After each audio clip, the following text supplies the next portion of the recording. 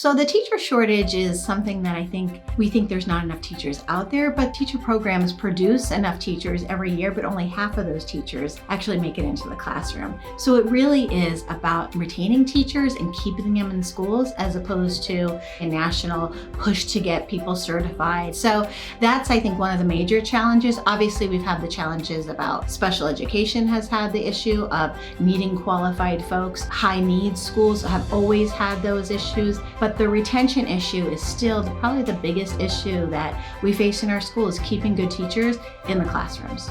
Leaders have this great responsibility to really deal with everything that's thrown at them immediately. And these are issues that are complex. They're not issues that can be solved in a day.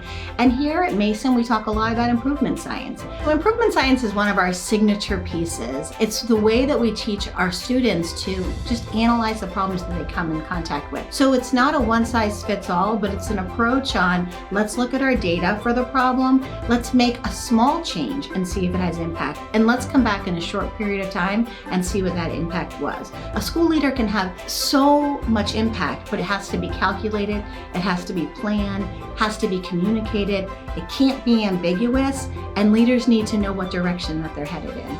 Climate is where it's at. We know that teachers don't walk away from children, they don't walk away from communities, they walk away from adult communities. Places that they don't feel supported, places that they don't have a say or agency, places that there's not distributed leadership.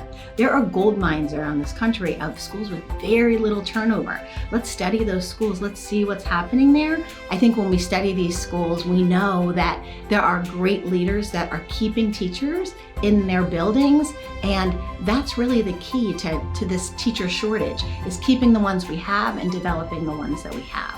If you're interested in learning more about education leadership, or you're an educational leader now and you want some support, don't forget us here over at George Mason.